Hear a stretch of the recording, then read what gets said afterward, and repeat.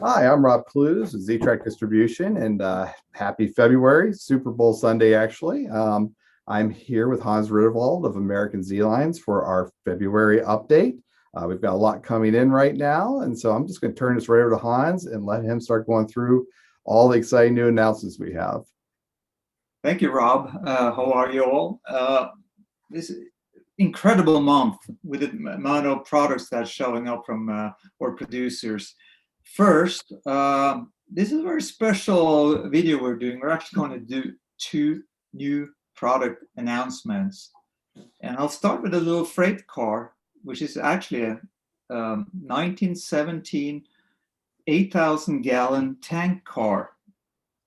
And it's based on a General American 1917 design. It's insulated, very, very long service life from the end of World War I all the way to 1970. Great match with our pre-war, this is then World War II box cars, and good matches for Mike's F units and our S locomotives. So we're very pleased about that. I don't know, Rob, if you can show, you have a product sheet on this one, right? Yep, let me go ahead and share that out right now. And there we go. You should be able to see it now. There we are. And as you can see, a lot of fun road names, mostly oil related, but also funny enough, we have some wine in there. You have Gibson wine, you have Roma wine, and that's kind of fun. Same car. So they come in either 4-packs. Hold on. I'm going to stop sharing here so we can see your screen, Hans. Okay. Stop. Okay, sorry. There you go. So they come in 4-packs, or as we have started with 2-packs and singles. So we're going to hold off a little bit with the announcement, but guess what? They shipped already from China, so it's done, and this is how it looks. That is absolutely gorgeous. Look at that printing on that. And the fun part about this, we can do all kinds of variations to this tank car. We can have more filler domes. We can change the tank itself. So, and it's just kind of colors up any layout. And I have another one, this one from Phillips Petroleum, used to be called Phillips 66. Oh, that's classic, Hans. Just classic. Yeah. So, jumping on to the next, I guess we have another arrival. It's not an announcement. That is the Super Chief. And this is how the box looks like. I think we have talked a lot about the individual cars before. And as I turn it, Robert L. Britton designed this case, very nicely done. Same size as the Zephyr box. So if you have that as well, they really look good next to each other. So we have an extension set to go with this. This is the main set's 8 cars. Extension set is another 4 cars. So that leaves 12 passenger cars, and that's what the Consist had. So but you have to buy the 2 to get the full set. And we are also releasing, and I think we talked about that last time, the F7s. And we will release both A and B units corresponding to the Super Chief. So I think this is going to be really good. And don't forget, if you still have the E8s, Santa Fe E8s, well, that's a good engine to pull the train. That can pull the train as well. So and that looks like that's in the box, Hans, is pretty neat because it looks like you've got the inserts for 2A units and 2B units as well. So when you get the locomotives, you can put them right in that box as well. That's correct. And But that should be very exciting. And it's actually, if we're lucky, it'll be our mid-February release. I'm not sure. Do you have them still? Do you know if they're arriving? I have heard that they will be shipped to us this week. So I am expecting to release those maybe mid-February or as a bonus release this month. Okay. So we will have them in February one way or the other. Well, that's a lot of good news. Let's see. Should we do our second product announcement? Absolutely. I think we should. And we did the F3 and we said we were going to do the F7. Well, we had done the E8. So guess what we did? We made the E7, going back in time a little bit. So, Rob, if you want to show the artwork for the E7. Got it. Let's share some of that right now. A couple of samples we have. And can you see that okay? Yeah. So a little bit of comments here. As you can see, you can actually see the real thing. I mean, they're done. They're also on their way from the manufacturer. So that was a very, very quick turnaround. And we thought maybe the switcher would come first. But guess what? The E7s did. Now, what's the difference between an E7 and an E8? Well, really not a lot. On the side, you have different windows. And on the roof, you have a little bit different configurations. We will offer with or without dynamic brake. A few differences with air horns. We'll have 3 different pilots. We're going to have the E7 passenger, the freight, the F unit, E unit freight pilot. We're also going to put the E8 passenger pilot on some of the locomotives because they actually use those.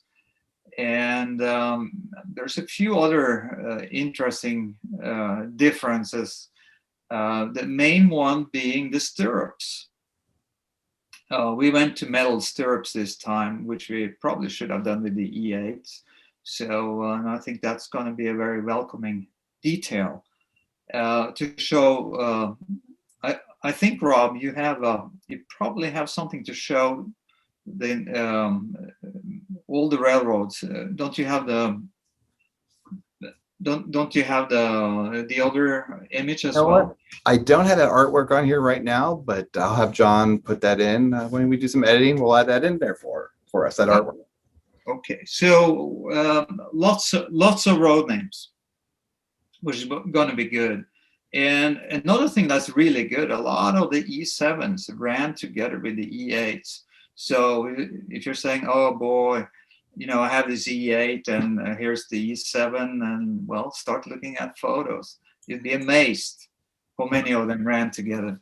And I'll tell you one comment too. When we looked at art, we're seeing the E7Bs, and I know a lot of our customers asked us, when we did the E8s, the E9s, you don't have B units for these. Well, historically, the railroads did a lot of E7Bs, not so many E8s or E9Bs. So it's kind of nice to see those E7Bs out there. Yeah, that's correct. And especially Southern Pacific Daylight, where they had that would be a E9 in front, and the B unit would very often be an E7B, not an E9B. So that's another good combination. And that's kind of what I had in mind when we made these. So when we're going to have these locomotives, well, they'll trickle in. I mean, we're starting a slow release of the F7s. And as you can remember from prior videos, we also have the rerun of the E8s. Those we have. So it's a mix of F7s, E7s, and E8s coming to you from no one out, and it's a lot of them.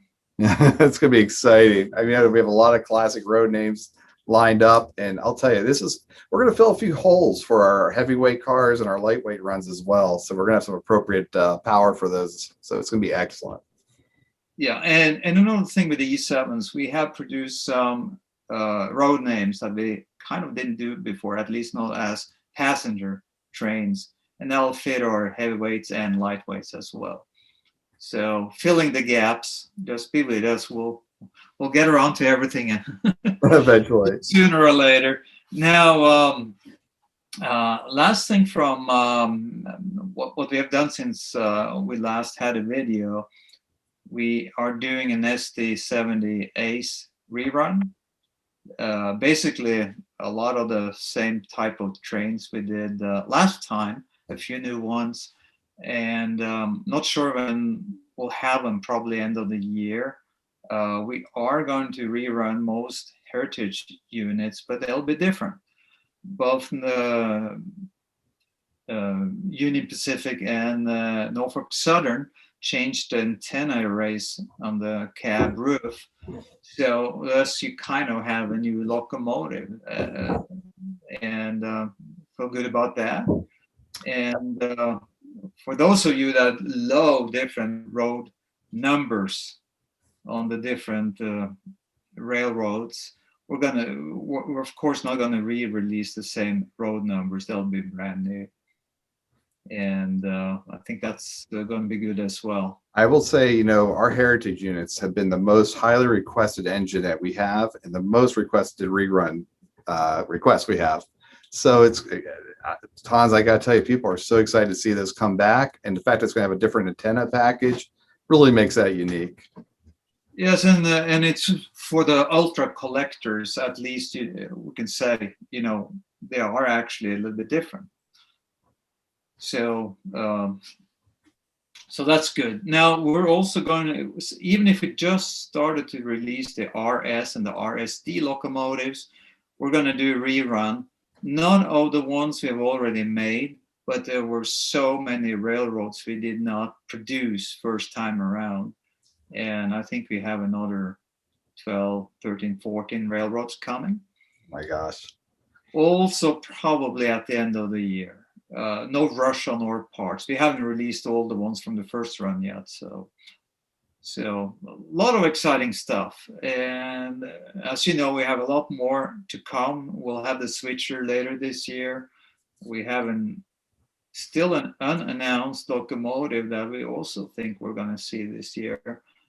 And the SD40-2s, not sure if they'll be ready by the end of the year, but we're going to be bombarded with locomotives and passenger cars. So I don't know, Rob, any questions at the very end? No, I think I'm okay right now. I can tell you this: I have our test runner Ann. She's ready for all these locomotives to do our quality control. So we will be running them as soon as they come in and shipping out to our dealers as soon as we make the announcements. Very good. Well, we'll see you next time. As said, we'll try to do this monthly. We didn't have anything in January, so this is kind of like a double header. So hopefully, we'll see you in March, and have fun with Super Bowl today. Thank you, Hans, and to everyone out there, thank you. Hope you enjoy the update, and we'll be back next month. Thanks.